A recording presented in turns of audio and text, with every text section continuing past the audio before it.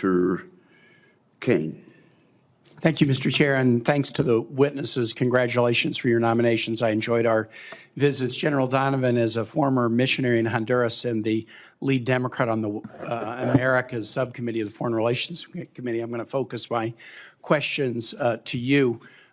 Based on our office discussion the other day, and I appreciated both of our discussions, I understand that you were not involved and have not been involved in any of the planning around either Operation Southern Spear, the boat strike operation, or Operation Absolute Resolve, the Maduro extraction. Am I correct in that?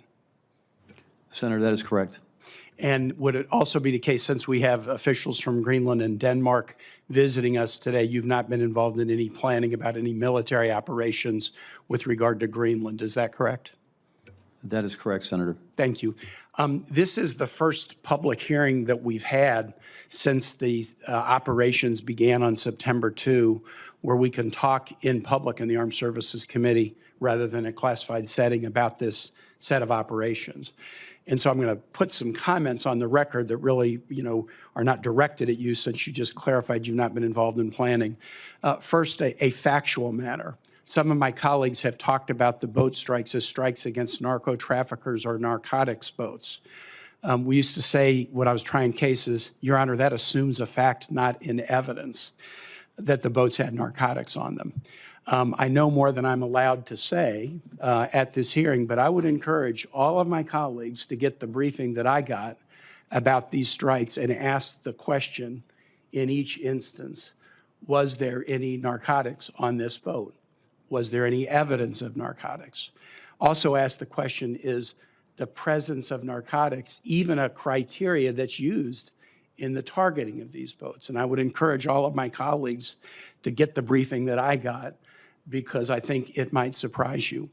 The second thing, from a matter of law, General Donovan, this operation, Southern Spear and Absolute Resolve, in my 13 years in the Senate, has been the operation that has raised the most questions about its legality. Again, what I know from reading legal opinions, I only know in classified, and I'm not allowed to really discuss them. But many of us have questions about legality, but it's not just us. The news widely reported the premature retirement of your predecessor as being partly motivated by his concerns about the legality of these operations. And he is not the only one. I'm going to read the title of a news article that came out a while ago in NBC News on November 19th. Top military lawyer raised legal concerns about boat strikes, and it talks about senior military lawyer for Southcom objecting to the legality of the boat strikes. The concerns about legality have also been raised by allies, and that should be important to us. It's been widely reported that the United Kingdom and other allies are not sharing full intel with the United States in the AOR because they're concerned that the U.S. is using that intel to carry out unlawful operations. And other nations in the region or in NATO that have been allies of ours have also raised questions about the legality of these operations.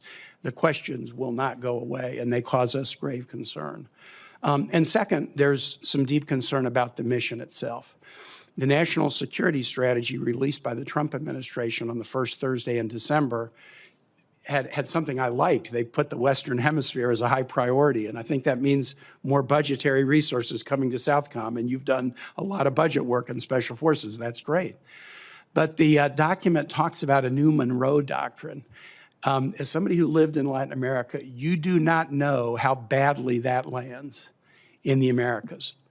For our allies in the Americas, the Monroe Doctrine was about American dominance, not American partnership.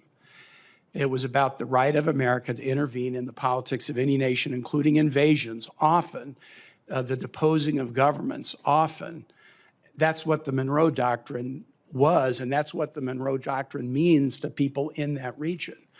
And as I explained to you when we were together, and I really appreciated our discussion, no self-respecting nation is going to allow itself to be dominated.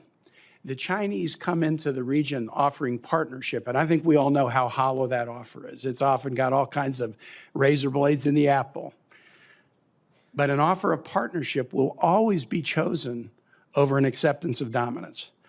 And I just hope in your role, as you get there and, get the lay of the land and then carry forward, you've done a lot of work with allies in your previous work, of course, and in the interagency. You know how important allies are.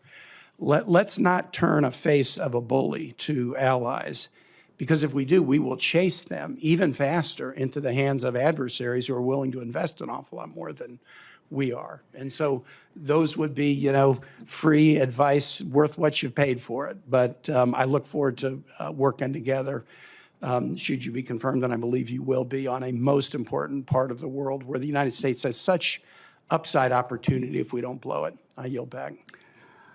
Senator Kaine, you have been to the same briefings I have. Let me just say in response to one statement that you made, that there's absolutely no doubt in my mind that these boats that have been interdicted have been drug smuggling boats.